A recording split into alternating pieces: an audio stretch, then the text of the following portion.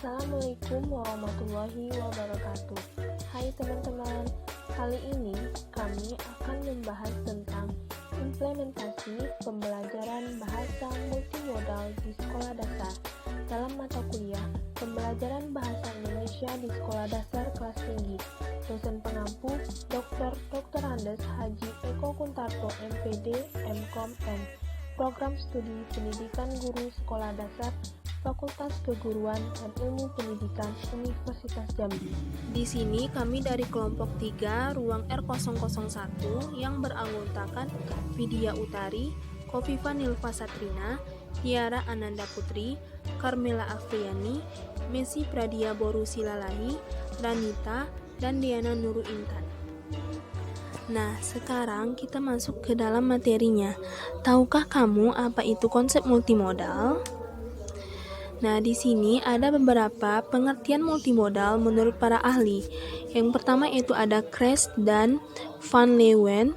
Penggunaan beberapa semiotik mode dalam desain produk atau peristiwa semiotik secara bersamaan dan dengan cara tertentu, mode-mode ini digabungkan untuk memperkuat, melengkapi, atau berada dalam susunan tertentu. Selanjutnya, menurut Bezemer dan Kress, mode dipahami sebagai sumber yang terbentuk secara sosial dan budaya untuk mengkomunikasikan makna. Selanjutnya, menurut Barker, segala praktek yang memiliki makna yang dapat berbentuk citraan, objek, praktek, bahkan bunyi. Selanjutnya, teks adalah all practice that signify, segala praktek yang memiliki makna yang dapat berbentuk citraan, objek, praktek, bahkan bunyi.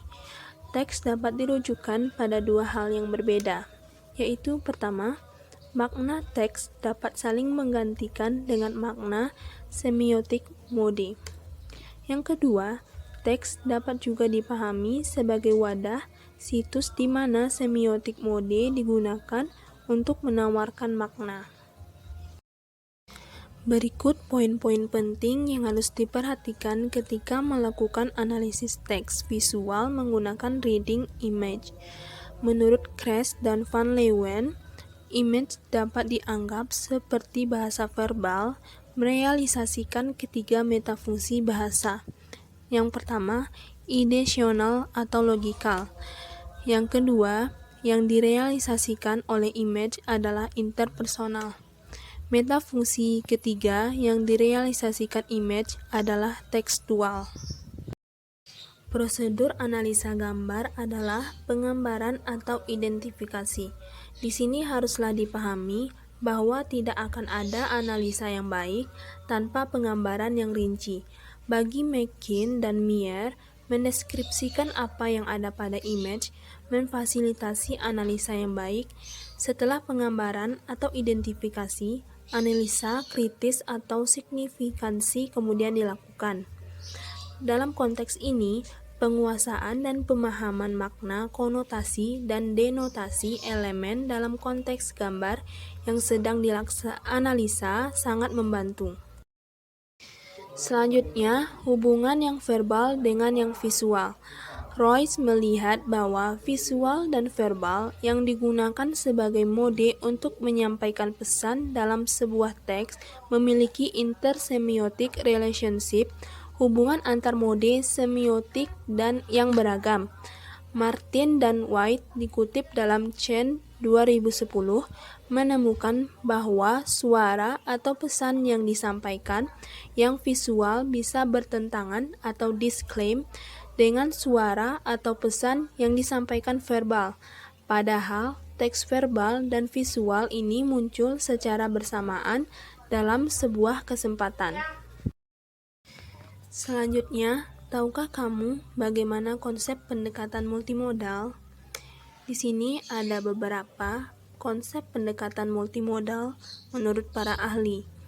Menurut Kress dan Van Leeuwen, mode-mode ini digabungkan untuk memperkuat, melengkapi, atau berada dalam susunan tertentu.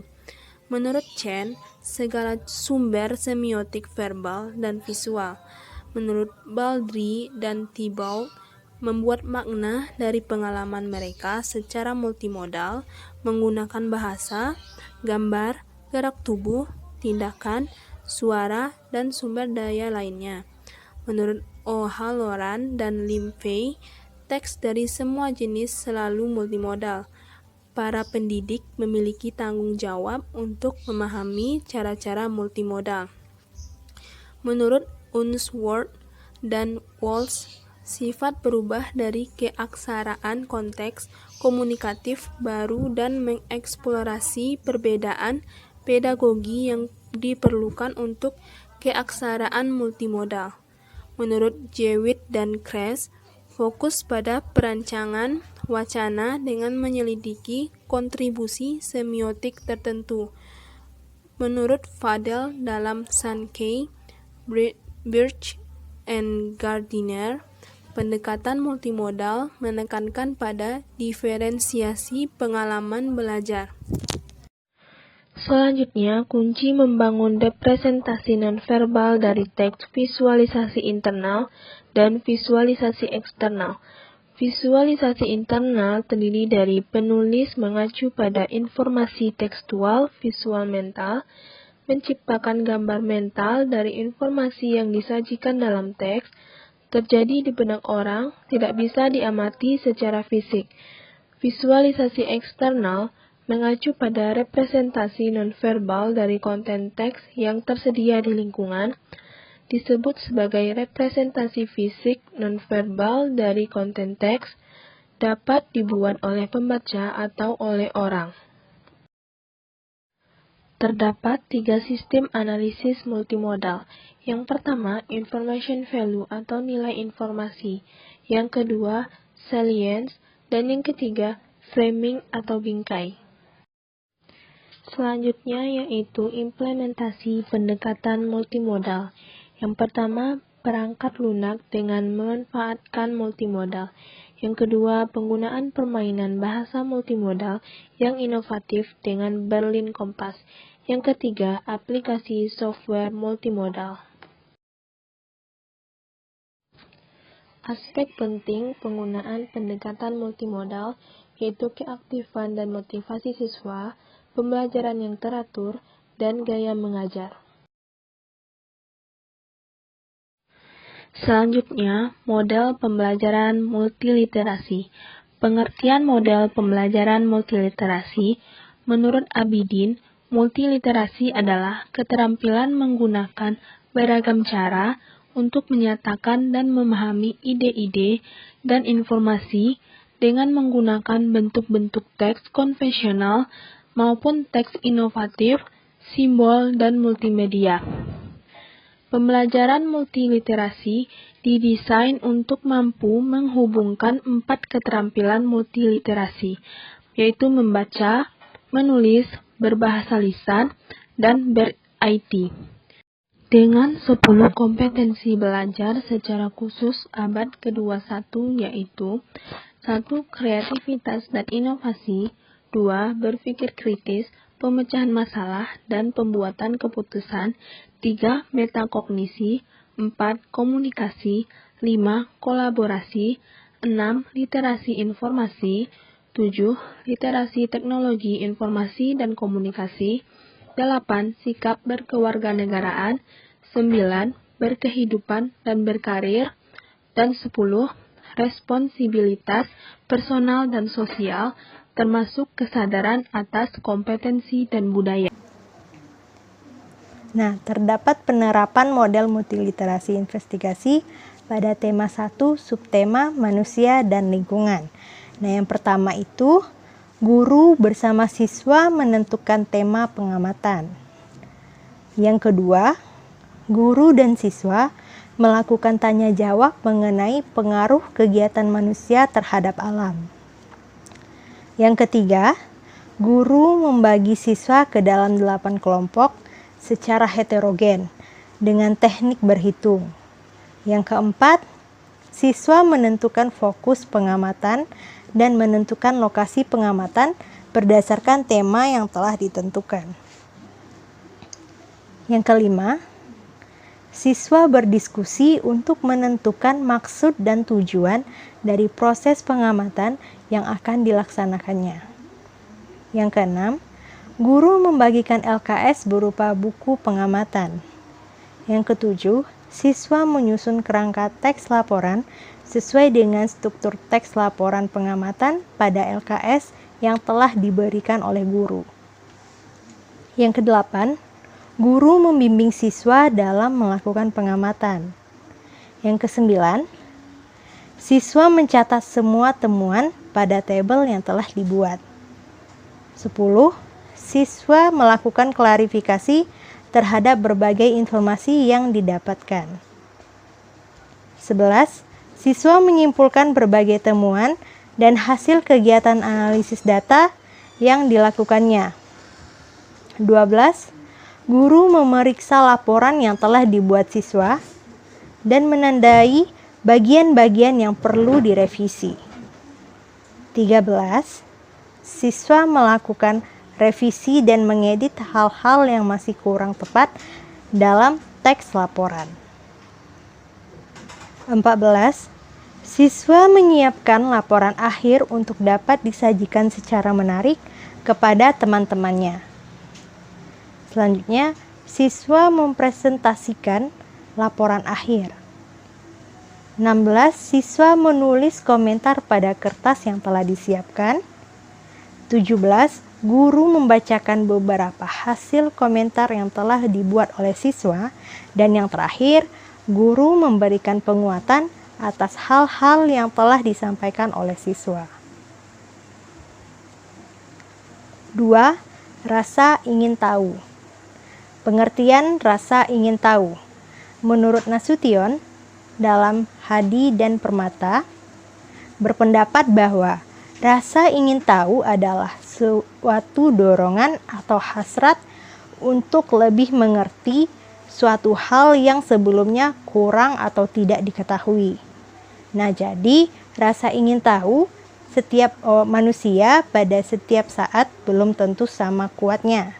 Demikian pula, kelompok fenomena yang menimbulkan rasa ingin tahu biasanya berbeda-beda dan dapat berubah-ubah menurut keadaan.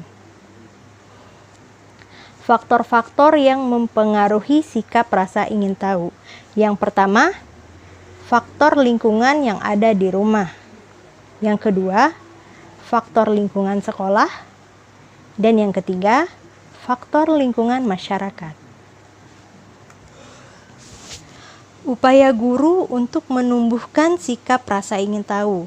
Nah, yang pertama itu mengembangkan proses belajar mengajar yang demokratis. Yang kedua, mendorong anak untuk berpartisipasi aktif dalam pengambilan keputusan dan dalam berbagai kegiatan sekolah. Yang ketiga, memberikan kebebasan kepada anak untuk mengeksplorasi lingkungan, mendorong rasa ingin tahu mereka. Yang keempat, penerimaan positif tanpa syarat, kelebihan dan kekurangan anak. Tidak membeda-bedakan anak yang satu dengan yang lainnya. Yang terakhir, menjalin hubungan yang harmonis dan akrab dengan anak. Selanjutnya, indikator rasa ingin tahu. Nah, siswa mampu merespon secara positif terhadap unsur yang baru di lingkungan mereka dengan cara mendekati, memeriksa, dan memperhatikannya. Mengamati lingkungan untuk mencari pengalaman baru. Dan yang terakhir, penuh perhatian terhadap rangsangan yang ada. Yang ketiga, hasil belajar. Pengertian hasil belajar menurut Ahmad Susanto, di mana kemampuan yang diperoleh anak setelah melalui kegiatan belajar. Nah, selanjutnya Nawawi dalam Ahmad Susanto berpendapat bahwa hasil belajar dapat diartikan sebagai tingkat keberhasilan siswa dalam mempelajari materi pelajaran di sekolah yang dinyatakan dalam skor yang diperoleh dari hasil tes mengenal sejumlah materi pembelajaran tertentu. Selanjutnya ada tujuan penilaian hasil belajar, di mana menurut Permendikbud nomor 53 tahun 2015 pasal 3, yang pertama, penilaian hasil belajar oleh pendidik berfungsi untuk memantau kemajuan belajar, memantau hasil belajar, dan mendeteksi kebutuhan perbaikan hasil belajar peserta didik secara berkesinambungan. Yang kedua, penilaian hasil belajar oleh pendidik sebagaimana dimaksud pada ayat 1 dilaksanakan untuk memenuhi fungsi formatif dan sumatif dalam penilaian. Yang ketiga, penilaian hasil belajar oleh Permendikbud memiliki tujuan. Yang pertama itu untuk mengetahui tingkat penguasaan kompetensi. Yang kedua, menetapkan ketuntasan penugasan kompetensi. Yang ketiga, menetapkan program perbaikan atau pengayaan berdasarkan tingkat penguasaan kompetensi. Dan yang terakhir, memperbaiki proses pembelajaran. Selanjutnya, macam-macam penilaian hasil belajar. Yang pertama, ada pemahaman konsep atau aspek kognitif, di mana dalam pembelajaran di SD umumnya tes diselenggarakan dalam berbagai bentuk ulangan, baik ulangan harian, ulangan semester, maupun ulangan umum. Yang kedua, keterampilan proses atau aspek psikomotorik. Menurut Indrawati, dalam Ahmad Susanto, menyatakan bahwa ada 6 aspek keterampilan proses, yaitu observasi, klarifikasi pengukuran, mengomunikasikan, memberikan penjelasan atau interpretasi terhadap suatu pengamatan, dan melakukan eksperimen.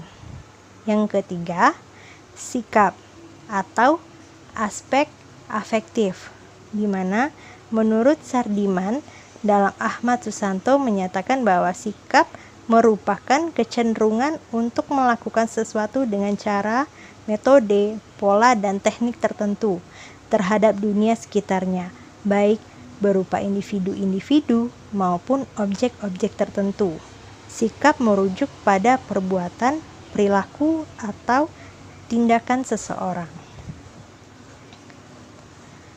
Jenis-jenis penilaian hasil belajar terbagi menjadi 5. Yang pertama itu ada penilaian formatif, yang kedua penilaian sumatif, ketiga penilaian diagnostik, yang keempat penilaian selektif, dan yang kelima penilaian penempatan.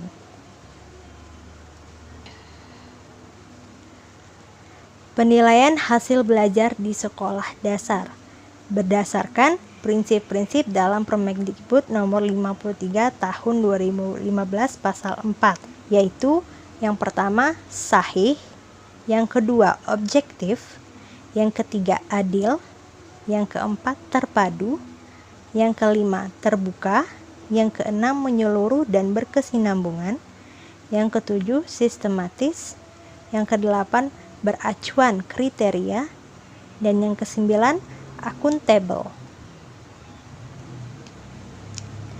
Penilaian hasil belajar di sekolah dasar dilakukan dengan yang pertama, penentuan kriteria ketuntasan minimal atau KKM. Yang kedua, dengan format nilai KKM. Yang ketiga, menafsirkan kriteria menjadi nilai. Selanjutnya, penentuan rentang nilai dan penetapan nilai. Dan yang terakhir, dengan memberikan pertimbangan profesional judgment pada setiap kriteria untuk menetapkan nilai. Nah, faktor-faktor yang mempengaruhi hasil belajar terbagi menjadi 2, yaitu faktor internal, di mana faktor internal merupakan faktor yang bersumber dari dalam diri peserta didik, yang meliputi kecerdasan, minat, dan lain sebagainya.